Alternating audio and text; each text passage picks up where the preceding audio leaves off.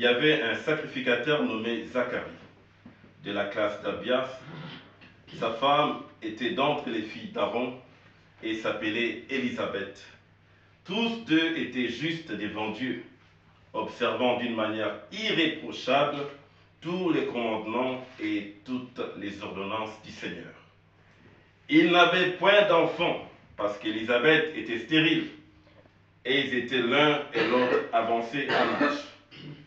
Or, pendant qu'il s'acquittait de ses fonctions devant Dieu, selon le tour de sa classe, il fut appelé par les sorts, d'après les règles du sacerdoce, à entrer dans les temples du Seigneur pour offrir le parfum. Toute la multitude du peuple était dehors en prière, à l'heure du parfum. Alors un ange du Seigneur apparut à Zacharie, et s'étint debout à droite de l'autel de parfum. Zacharie fut troublé, et en le voyant, et la frayeur s'empara de lui. Mais l'ange lui dit, ne crains point, Zacharie, car ta prière a été exaucée. Ta femme Élisabeth enfantera un fils, et tu lui donneras le nom des gens. On va courber nos têtes pour prier.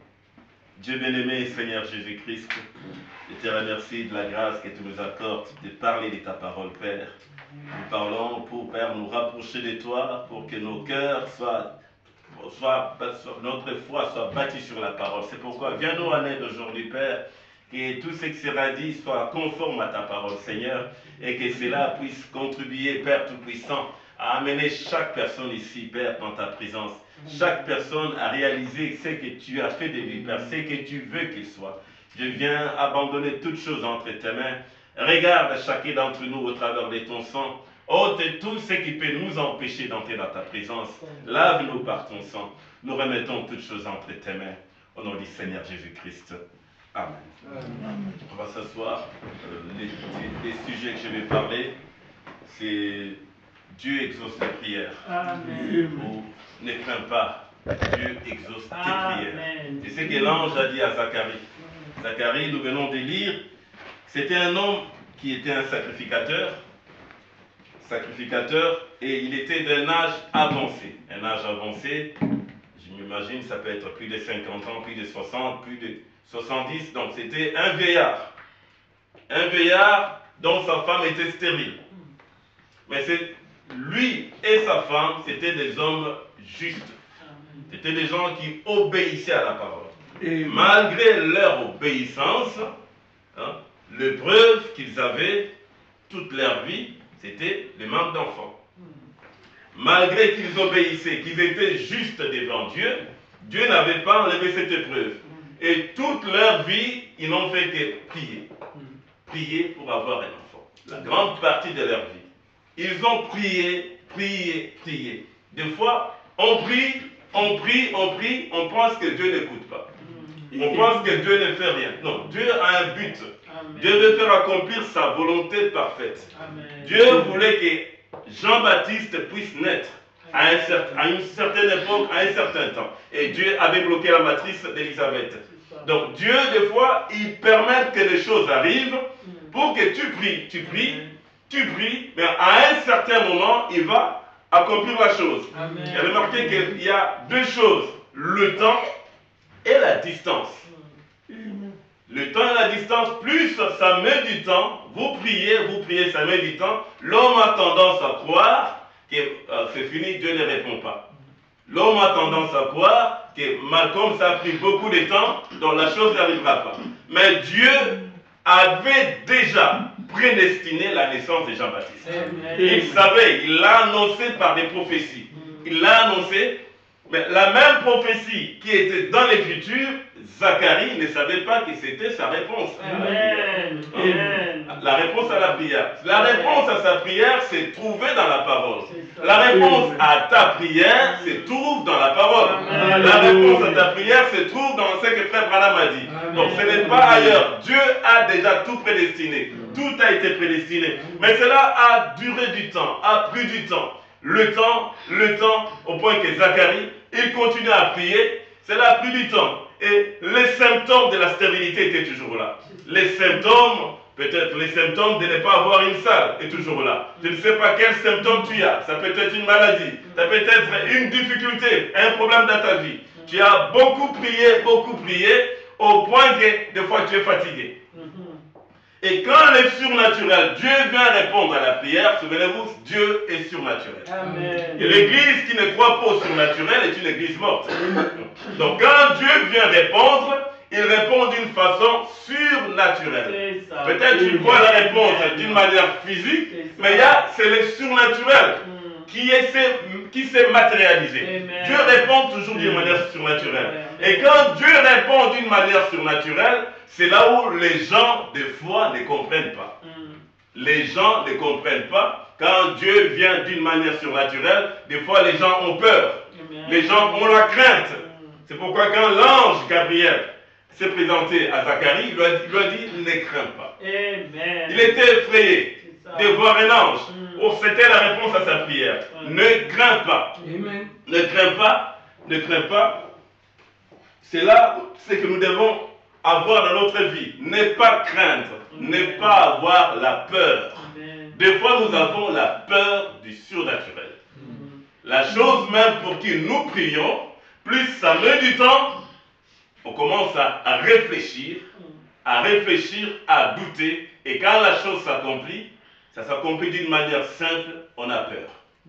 On a peur. Or, Dieu ne veut pas que nous ayons peur. Parce que la peur, c'est ce qui nous empêche d'avoir la foi. Il n'y a que deux choses, la foi ou la peur. Je vais lire dans notre position en Christ. Frère Branham montre que la plus grande malédiction aujourd'hui, c'est de ne pas savoir notre position. De ne pas savoir qui on est. Dans notre position en Christ, au paragraphe 18. Eh bien, si vous êtes un croyant, je crois que je sais ce qui est la plus grande malédiction qui est sur l'Église aujourd'hui, c'est ne pas connaître ce qu'on est. Je crois que je sais ce qu'est la plus grande malédiction qui est sur l'Église. Donc les gens qui sont appelés à sortir, des gens qui se disent chrétiens, qui portent le nom de Christ, mais il y a une malédiction sur eux. C'est quoi cette malédiction? C'est ne pas connaître ce qu'on est.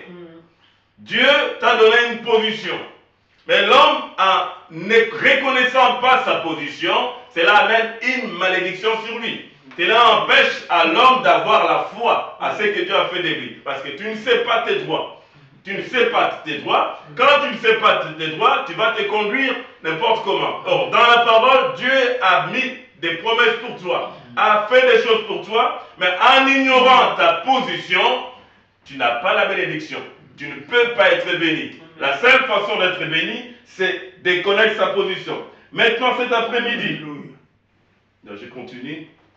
Frère Branham parle encore de la plus grande malédiction. C'est la malédiction arrive quand on a peur. C'est une des malédictions qui existent dans l'Église, dans l'Évangile, dans comment communier. Au paragraphe 25. Maintenant, Dieu voulait cette communion. Alors, qu'est-ce qui a causé la séparation? Qu'est-ce qui empêche l'homme d'avoir un entretien direct comme le faisait Adam? J'ai souvent pensé qu'Adam, là, dans le jardin d'Éden, ne connaissait pas le péché. Ni Ève, sa femme, non plus. Elle était belle, elle s'était née dans les jardins. Et alors, les lions pouvaient s'approcher. Et le tigre vient par ici, la grosse bête des champs, venait entrer dans cette cathédrale, s'agenouiller et il dit, même les bêtes ne s'entretuaient pas. Il n'y avait pas de mort nulle part. C'est le diable qui pousse les bêtes sauvages à chercher à vous faire du mal. Et si vous pouvez produire dans votre cœur la bonne sorte d'amour envers l'animal, le plus horrible qui existe dans les bois ou au désert, cet animal ne vous fera pas de mal. Donc, produire l'amour qui bannit la crainte, qui bannit la peur, devant une situation, devant l'animal, un animal sauvage, il faut que vous puissiez produire sincèrement assez d'amour envers cet animal. Amen. Si vous produisez l'amour, cet animal ne vous fera rien. Mais si vous avez la peur de l'animal, il va le sentir. Il saura que vous avez peur. C'est là où il va vous attaquer. Et l'animal le plus horrible qu'on connaît, c'est le diable. Il ne faut pas avoir peur du diable. Il faut avoir l'amour de la parole. L'amour de la parole, n'ayez pas peur du diable, il n'est qu'un bluffeur. Un bluffeur. Et il saura si tu as peur ou pas.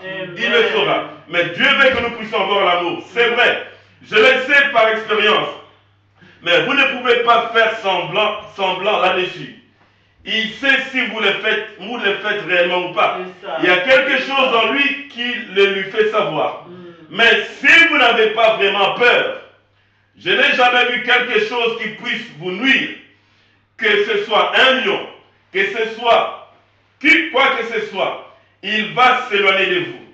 Mais si vous n'avez pas peur, je n'ai jamais vu quelque chose qui puisse vous nuire, que ce soit un lion, quoi que ce soit, il va s'éloigner de vous. Quand vous n'avez pas peur, l'animal va s'éloigner de vous. Quand il n'y a pas de peur, que vous avez l'amour de Dieu dans votre cœur, le diable va s'éloigner. Mais si vous courez, ou si vous agissez comme si vous avez peur ou quelque chose comme ça, alors vous serez tué.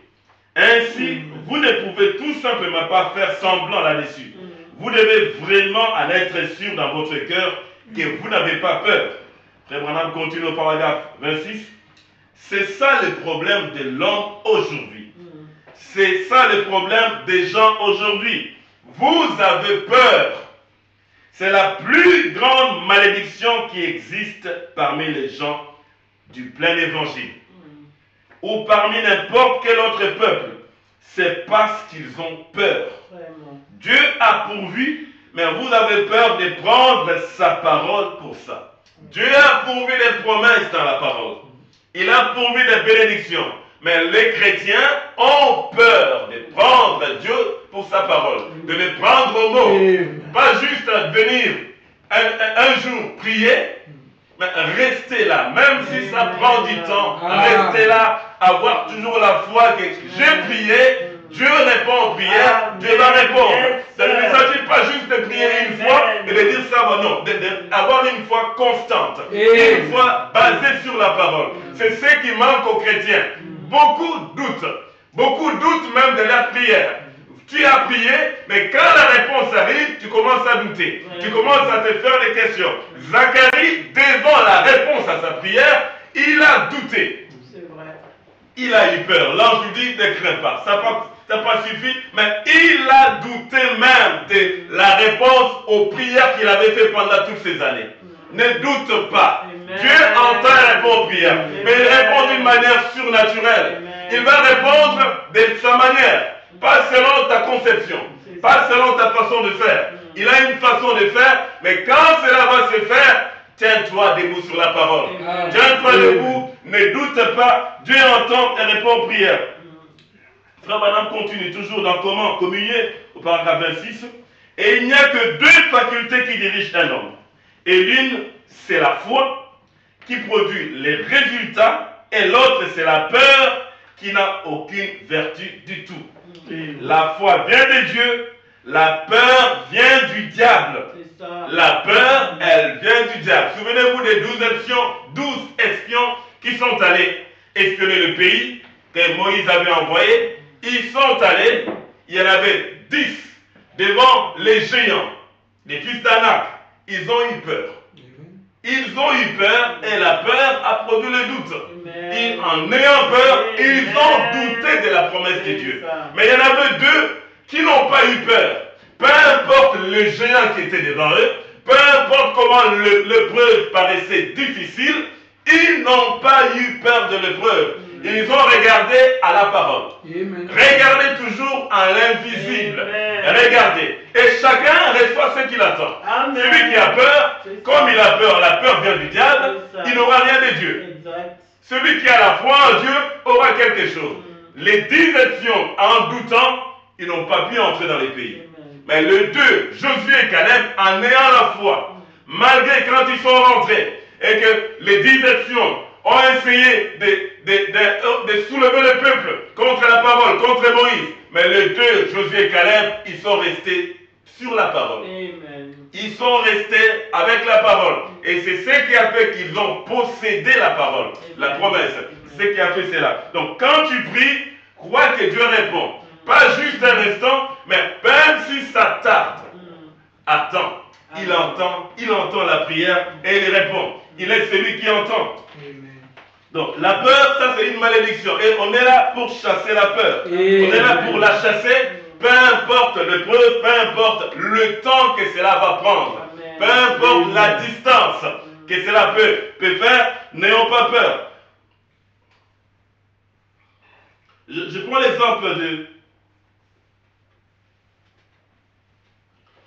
l'exemple des disciples. Les disciples, alors qu'ils étaient dans la barque, le Seigneur Jésus-Christ les a renvoyés, il est monté sur la montagne prier, et ils étaient là dans la barque en train de partir dans la mer, et 10 000 démons ont essayé de les noyer, ont voulu les noyer. Il y avait la tempête qui secouait la barque, ils se sont mis à crier, criant, cherchant le secours. Et quand le secours est arrivé, le secours qui était le Seigneur en train de marcher sur les eaux de la mer, ils ont eu peur. Ils ont vu que c'était un fantôme. La chose même qui devait les délivrer, ils ont eu peur de ça. Des fois, Dieu répond d'une façon, d'une autre. Peut-être la chose qui doit nous délivrer pour avoir la salle est déjà là. Mais les gens en ont peur. Les gens se posent des questions. Se posent des questions. La peur engendre des questionnements. Ça engendre des questions. Tu crois, James Frère Branham en parle là. Donc quand quelqu'un a peur, il commence à se poser des questions et les doutes entrent. Les doutes entrent. Donc n'aie pas peur. La chose qui devait les délivrer, c'était Christ lui-même. Christ lui-même qui était là et il est venu. Il s'est approché de Pierre. Il s'est approché de Pierre. Pierre a dit, bon, si c'est toi Seigneur, permets que je marche. Oui. Le Seigneur lui dit, viens Pierre. Pierre a bien marché sur les eaux, l'eau de la mer. Il a marché. Tant qu'il avait la foi, qu'il regardait à la parole, il a marché. Mais dès qu'il a commencé à regarder à la tempête, à l'épreuve, à la difficulté, dès qu'on commence à regarder qu'est-ce qu'on a demandé comme norme pour remplir la salle, la nouvelle salle, comment est-ce qu'ils sont venus, cette commission, est-ce que tout ça, est-ce qu'on peut arriver à les faire? Là, les gens commencent à avoir peur. Commencent à avoir peur. Quand vous regardez à ça, vous n'avez plus la foi. Il faut savoir que Dieu peut tout faire. Y a-t-il quelque chose de trop difficile pour Dieu? Il n'y a rien de trop difficile. Il n'y a rien de trop difficile. Les symptômes de la maladie, les symptômes de ton épreuve, peu importe comment cela est grand, il faut marcher. Marcher à la parole. Comme le Seigneur a dit de marcher, regardez à la parole, Dieu entend et il répond aux prières. Et quand Dieu vient d'une façon surnaturelle, quand un ange vient, il vient et te dit, il vient pour chasser en premier la crainte. Parce que d'une façon surnaturelle, si le surnaturel apparaît ici, étant dans cette chair, nous serons tous effrayés. Chacun sera effrayé. Et ce que Dieu fait, ou l'ange fait, c'est pour te rassurer. Ne crains pas. Ne crains pas. En chassant la crainte, parce que si tu te mets à craindre, il te laisse à la crainte, la peur va engendrer le doute, et puis tu n'auras pas foi à la parole. Tu risques de manquer la chose belle. C'est ce que fait l'ange. Même quand l'ange est apparu à Paul qui était dans une barque également, dans un bateau sur la mer, ils ont fait plusieurs jours sous la tempête, pas de lune, beaucoup de choses qui n'allaient pas, et il est allé prier Paul. Il ne s'est pas arrêté là comme n'importe qui. Il savait sa position. Il y a la tempête, il y a pas de lune, la situation est difficile, on ne peut rien faire. Il est descendu prier. Et quand il a prié, un ange est venu. Donc il a d'abord prié, et puis l'ange est venu pour lui rassurer, lui dire, ne crains pas. Ne crains pas. Donc il faut prier d'abord. La position que nous avons devant les difficultés, même si tout semble sombre, et qu'il n'y a pas, comme s'il n'y a pas de solution, la chose à faire, c'est d'aller prier. Dieu nous a donné une arme. L'arme, la prière qui change les choses. Donc tu vas dans ton chambre, tu fermes la porte, tu pries, et Dieu va agir. Frère Branham, il en sera comme il m'a été dit, au paragraphe 16. Remarquez, verset 20 maintenant, quand Paul était là, et que l'orage était terrible. Le soleil et les étoiles ne parurent pas pendant plusieurs jours. Et la tempête était si forte que nous perdîmes enfin toute espérance de nous sauver. Toute espérance, pensez-y. Ils avaient perdu toute espérance. Il faut être comme Abraham. Il espérait contre toute espérance. Même s'il n'y a pas d'espérance, et que les médecins disent, et que les gens disent, la mairie, la commission, ou peu importe la situation que vous avez, il semble qu'il n'y a pas d'espérance, il faut espérer contre toute espérance. Il n'y avait pas d'espérance quand Paul était dans ces bateaux-là. Toute espérance était finie. Peut-être que vous êtes assis ici ce soir, et que toute espérance est perdue. Peut-être que que votre petite barque à bord de laquelle vous êtes, naviguant sur la terre, toute espérance est perdue. Vous souffrez du cancer ou de quelque chose d'autre, de la tuberculose du cœur ou de quelque chose qui vous tuera tout de suite. Il continue au paragraphe 17. On n'avait pas mangé depuis longtemps. Alors Paul s'est tenu au milieu d'eux, leur dit, ô homme, oh là là, je pense qu'il a été dans la cale en train de prier. Amen. Ne le pensez-vous pas? Yes. Il est allé dans la cale en train de prier. Ils ont fait plusieurs jours sans manger, plusieurs jours sans qu'il y ait la lune, le soleil et la lune, plusieurs jours la tempête, et il est allé dans la cale prier. Quand les choses deviennent difficiles, cherchez votre ami fidèle. L'ami fidèle qui entend. Allez prier. Il est cet ami qui n'abandonne jamais. Priez Dieu. Il fallait m'écouter et ne pas partir de Crète, afin d'éviter ces périls et ces dommages. Maintenant, je vous exhorte à prendre courage, car aucun de vous ne périra, et il n'y aura de perte que celle du navire. Pensez-y, pourquoi dis-tu cela, Paul? Il fait toujours tout aussi sombre qu'auparavant. Paul a prié. Il a prié, l'ange l'a rencontré. Et maintenant, il vient annoncer, rassurer les gens, le peuple. Mais les gens, quand ils voient les paroles de Paul et la réalité qu'ils voient avec leurs yeux, ça n'arrive pas. Toi, tu nous rassures, mais là, on voit que la situation est toujours difficile. Tu nous rassures, mais on voit, on n'a pas de salle pour mercredi. On n'a pas de salle pour vendredi. Tu nous rassures, mais la maladie persiste. Tu nous rassures, mais je n'ai pas toujours un emploi. Il y a telle chose de prier, je n'ai pas. Pourquoi dis-tu cela? Il fait toujours tout aussi sombre qu'auparavant. Et la tempête est tout aussi forte que jamais. Qu'est-ce qui te donne le courage de te tenir là maintenant? Tout le monde. 14 jours, 14 nuits. Pas de soleil, pas de lune, pas d'étoiles, ni rien. Des navires emportés par le vent, les vents soufflant. Ils ne savaient où ils étaient, là en plein océan. Et si jamais vous avez été là, alors que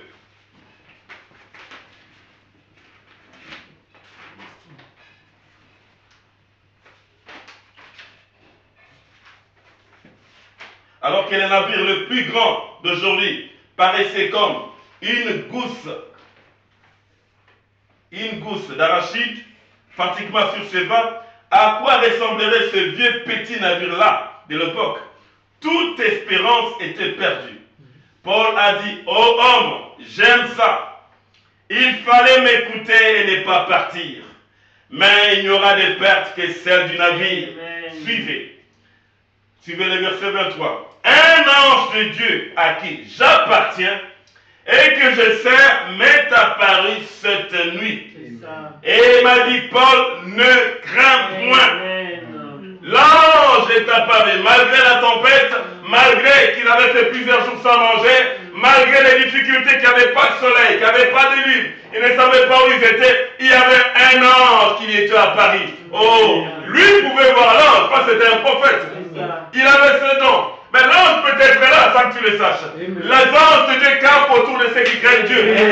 Ils sont là, tu ne sais pas. Dieu a déjà envoyé la réponse à ta prière. Il l'a déjà fait. Il a dit, tout ce que vous demanderez au Père à mon nom, croyez que vous l'avez reçu et vous le verrez s'accomplir. Donc tu dois juste croire. Quand tu vas demander, tu fais ta demande, tu crois et tu le verras s'accomplir. Ce n'est pas, tu fais ta demande et tu commences à te poser des questions. Est-ce que ça va s'accomplir?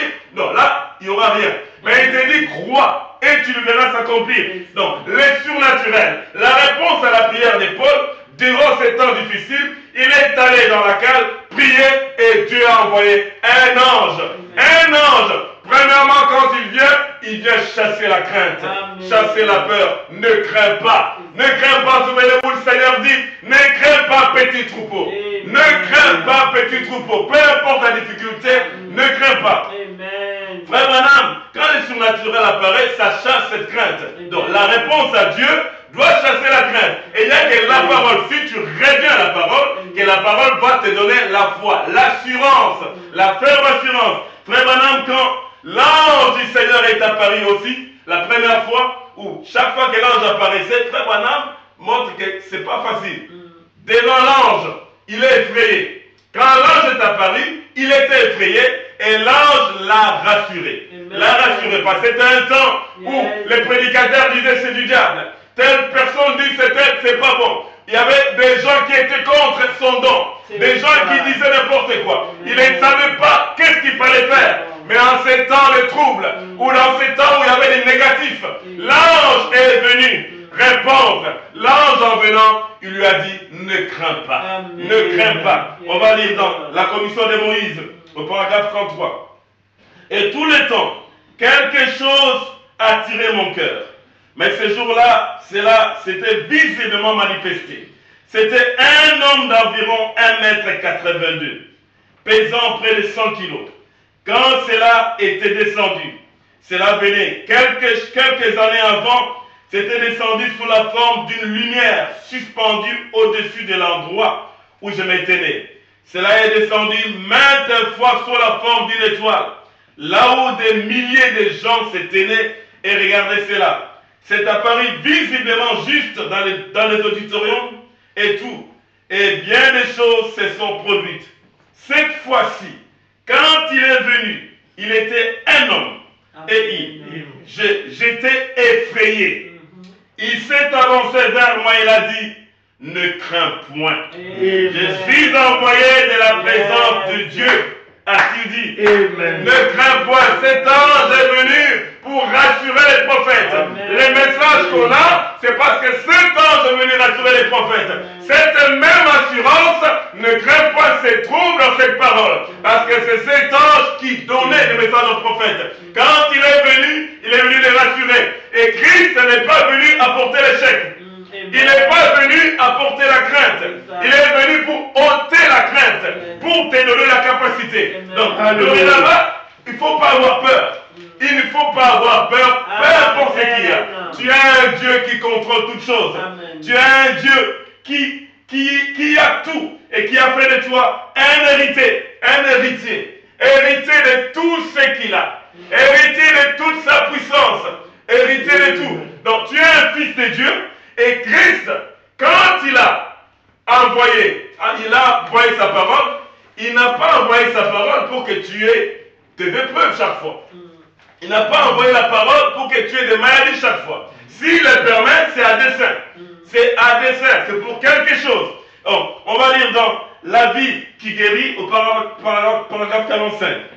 Jésus n'a jamais dit à ses disciples, il n'a jamais prêché nulle part, ou demander à ses disciples de dire aux gens qui doivent être cloués par la maladie pour lui obéir. Dieu n'a jamais dit ça. Il n'a jamais dit qu'on va être cloué par la maladie pour lui obéir.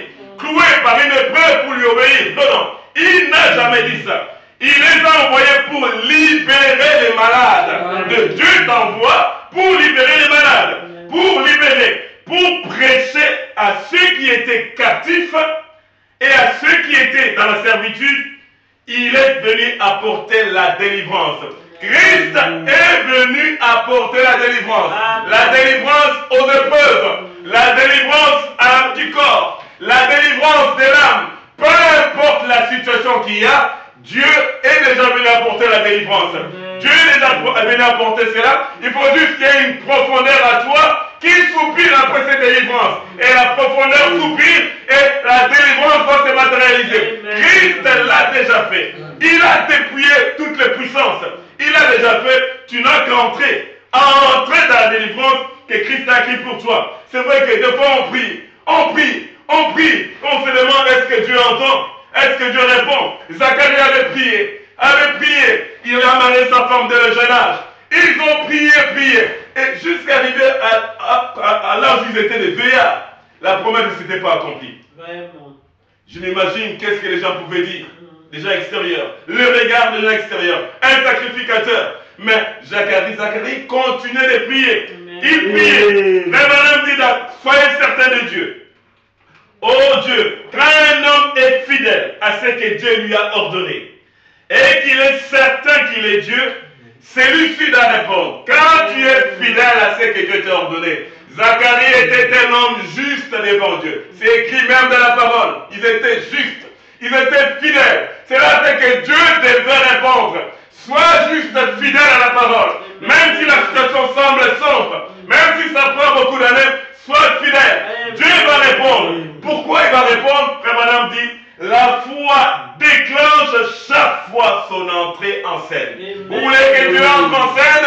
C'est la foi. Il faut que tu aies la foi, la ferme assurance, la révélation que Dieu répond. C'est ça qui fera que Dieu va entrer en scène.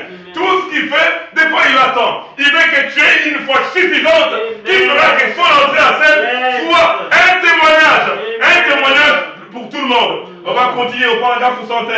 Car vous avez fait ce que vous savez être juste, car vous avez satisfait à ses exigences, car vous avez confessé, rectifié et fait des restitutions, et que vous avez déposé cela devant Dieu, peu importe combien il est silencieux. Il est toujours Dieu. Attendons que cette foi entre en action. Vous avez rectifié les choses, vous avez confessé, vous avez tout fait selon la parole.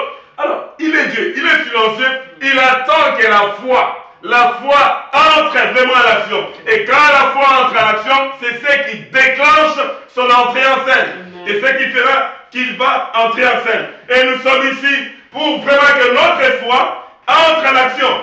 On ne va pas rester comme cela. On veut voir Dieu en nous. Frère Madame continue. Vos œuvres, vous les avez faites. Vous avez faites. Maintenant, il veut voir votre foi par vos œuvres. Il veut voir ce que vous allez faire. Il veut voir votre foi. Est-ce que vous croyez réellement? Vous croyez réellement qu'il répond aux prières?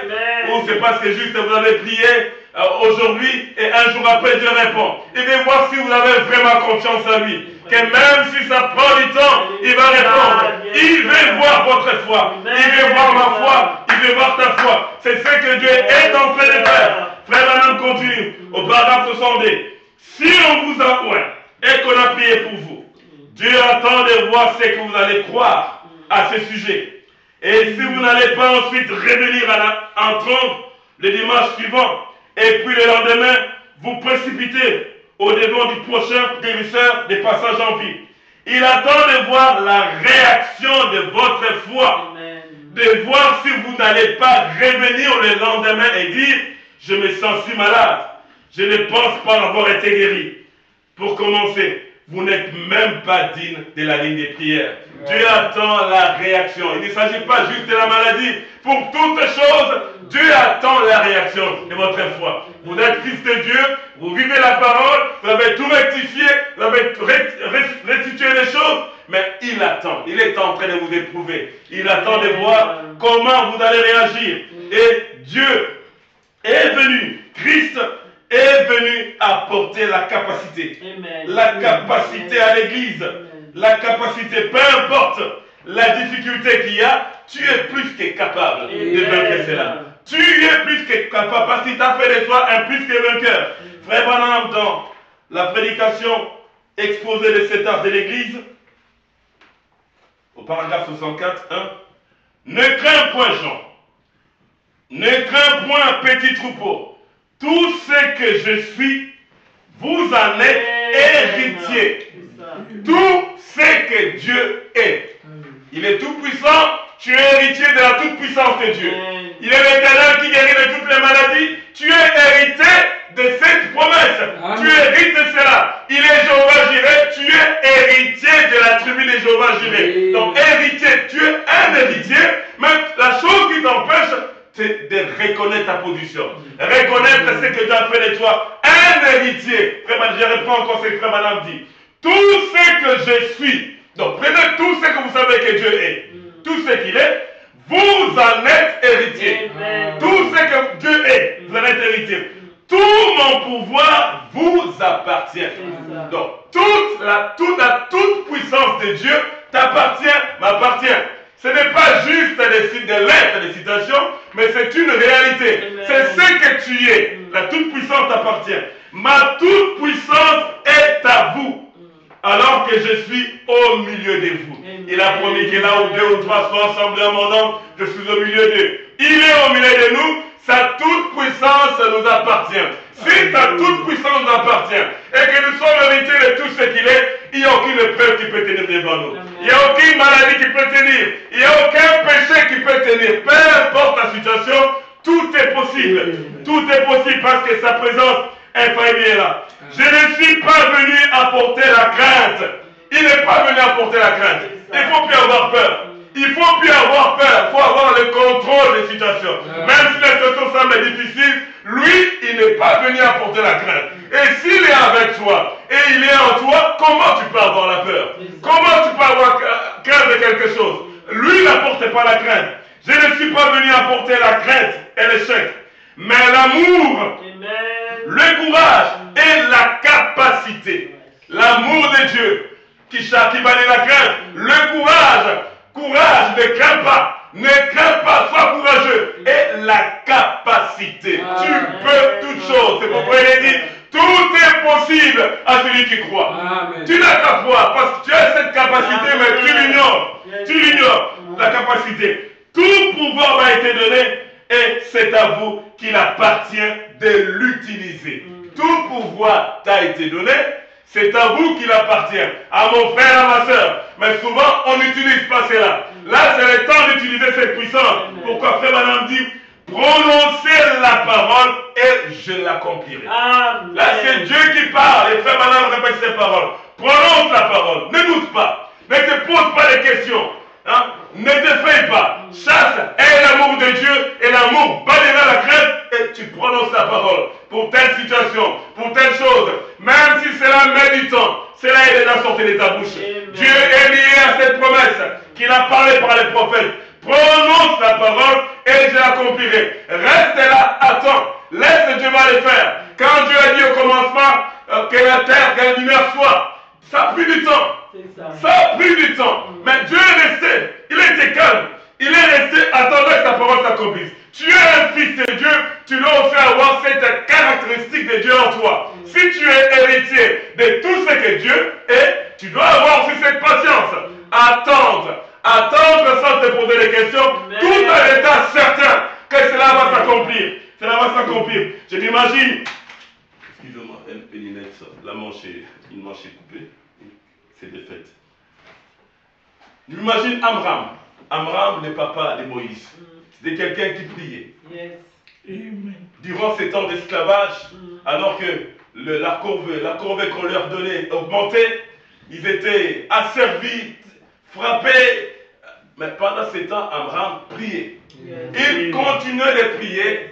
Il priait. À un moment donné, il s'est posé des questions. Je prie, mais il semble qu'il n'y a rien. Je prie, il y en a 2 ans, 3 ans, plusieurs années, mais il semble qu'il n'y a rien. Non, il faut continuer à prier. Et il a continué de prier. Il a continué de prier. Et un jour, la réponse est venue d'une manière surnaturelle. Elle est venue d'une manière surnaturelle. Un ange est descendu. Un ange est descendu pour lui dire, c'est la réponse à ta prière. La réponse à ta prière. Un enfant va naître à ta famille. Et cela sera un témoignage. C'était à cause de ses prières. Mais s'il n'avait pas prié, il n'aurait pas eu de réponse surnaturelle. Si Zacharie n'avait pas prié, Gabriel n'allait pas descendre. Donc il y a quelque chose que nous devons faire, c'est prier et croire. Prier et croire. Continuez de prier, continuez de croire, et Dieu répondra d'une manière surnaturelle. Frère Madame dit dans l'enseignement sur Moïse, au paragraphe 81, il parle d'Abraham, oh Jochebed, que pouvons-nous faire, maman? Il dit, nous sommes le peuple de Dieu. Dieu nous a bénis. Nous sommes les enfants d'Abraham, d'Isaac et de Jacob. Et pourquoi devons-nous être des esclaves ici pour des telles choses? Des enfants de Dieu, des peuples de Dieu, des chrétiens. Je dirais des chrétiens aujourd'hui, des gens qui croient au message de Frère Branham. Mais des difficultés dans leur vie, des épreuves. Ils ne comprennent pas pourquoi ces épreuves. Oh, c'est horrible à voir comment ces pauvres petits garçons pleuraient. Oh, et j'ai pris, Jochebed. Et on dirait que Dieu ne m'entend même pas. Et je prie. Et on dirait qu'il a fermé son oreille. Il ne m'entend pas du tout. Et il semble simplement ne plus s'en occuper. Au paragraphe 82. Eh bien, a-t-elle dit, écoute, Abraham, on ne dirait pas que c'est toi. On ne dirait pas que c'est toi. Tu es un vrai papa et tu. On ne dirait pas que c'est toi. En effet, c'est toi qui nous encourage toujours. Nous disons d'avoir foi en Dieu. Si tu racontes tes frères, ils commencent à buter. Tu peux être là. Comme Jochebed, l'encourager. Ce n'est pas toi, mon frère. Ça, c'est des pensées qui viennent du diable. Qui un frère commence à dire, j'ai prié, il semble que Dieu ne m'écoute pas. C'est à toi de relever sa foi. Ne sois pas négatif comme lui, mais relève sa foi comme Jochebed le faisait. Relevant la foi de son mari, lui disant, mais c'est toi qui es un bon frère. C'est toi qui nous encourageais. L'Écriture dit ceci, Dieu entend les bonnes prières. Donc, encourage ton frère à toujours persévérer, à croire, comme Jochebed le faisait. Eh bien, je continue au paragraphe 83.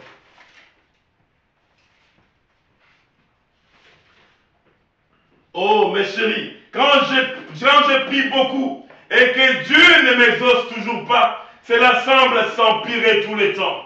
Plus je prie, pire ça devient.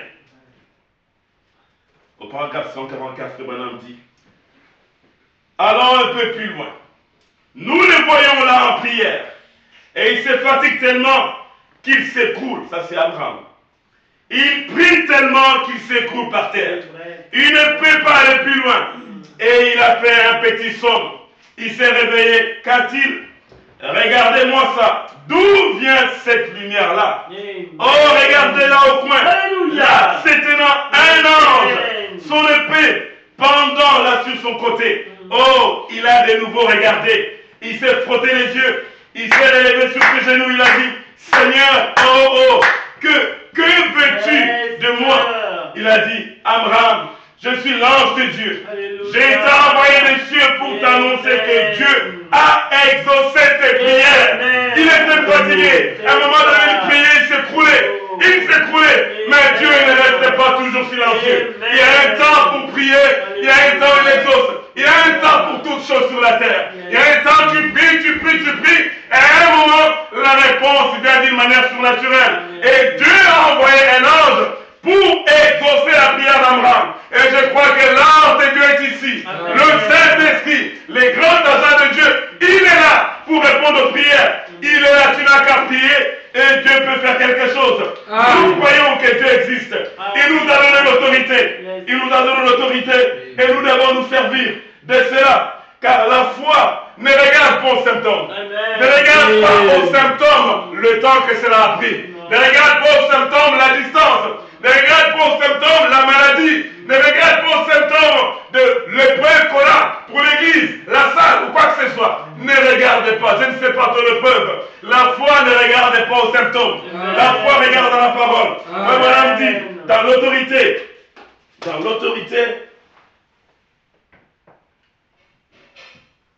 L'autorité de la parole, au paragraphe 2. Maintenant, voyez-vous, la foi ne regarde pas aux symptômes. La foi ne voit que la victoire. La foi ne voit que la victoire. On est victorieux. On ne voit pas combien de fois ça peut marcher. Même si tu as essayé. Oh, ben, il faut continuer à essayer. Je donne un exemple. Voyez les entrepreneurs. Les entrepreneurs qui ont les actionnaires, qui ont les entreprises, ceux qui ont reçu dans les mondes. Si tu vas leur demander comment ils ont reçu, ils vont te dire qu'ils ont échoué avant. Amen. Ils ont échoué plusieurs fois. C'est la vérité. Plusieurs fois en échouant, cela a produit l'expérience. Mais ils n'ont pas lâché. Merci, ça. Ils ont échoué, ce n'est pas parce que tu as essayé, tu as échoué, tu l'as. Non. Plus il échouait, il persévérait. Il continuait. Plus tu pries, tu ne vois rien, continue. Si dans le naturel, c'est comme ça, les gens ont réussi. Qu'en est-il de toi? Avec des promesses infaillibles, la foi ne voit que la victoire. La foi sait déjà approprier la chose. Et il n'y a rien d'autre à faire. Peu importe que vous soyez étendu là, mourant, et qu'une demi-douzaine de médecins se tiennent là tout autour, disant sa tension artérielle baisse, son cœur faiblit. Cela ne va pas vous déranger du tout. Si vous croyez que vous allez vivre, peu importe ce qui arrive, vous croirez toujours. La foi regarde à la victoire. Ne regardez pas aux symptômes. Donc, nous croyons cela. Dieu est venu nous donner l'autorité. Frère Branham, au paragraphe 4. Maintenant, remarquez, à partir de son propre travail, il a compris. Non, c'est pas celui-là.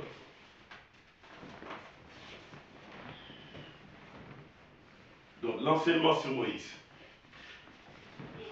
Dieu répond aux prières. Amen. Même si la chose tarde, Dieu répond. Il a sa façon de faire. Frère Branham dit dans l'enseignement sur Moïse, au paragraphe 84. Mes petits garçons, mes petites filles, nous sommes tous des petits enfants des frères Branham, des petits-fils, des petites-filles. Dieu exauce-t-il la prière? Les petits garçons, les petites filles disent oui. Frère Branham répond, il exauce la prière. Dieu exauce-t-il la prière? Oui. Exauce-t-il très vite? Non. Pas tout le temps. Yes. C'est pas tout le temps qu'il va exaucer trop vite. Amen. Amen. Il faut attendre, être patient, garder la foi. Exauce-t-il très vite? Non, pas tout le temps. N'est-ce pas? Non. Parfois, il nous fait attendre. Est-ce vrai? Oui. Mais Dieu exauce la prière. Amen. Dieu exauce la prière. Amen. Cela peut prendre du temps. Continuons de prier. Continuez. S'il a répondu à Zacharie, il va répondre pour toi. S'il a répondu qu'à Pierre, quand il était en train de s'enfoncer, il va répondre. Là, il a répondu tout de suite. Des fois, ça met du temps. Mais aie la foi. Aie la foi. La foi regarde à la victoire. Que Dieu vous bénisse richement.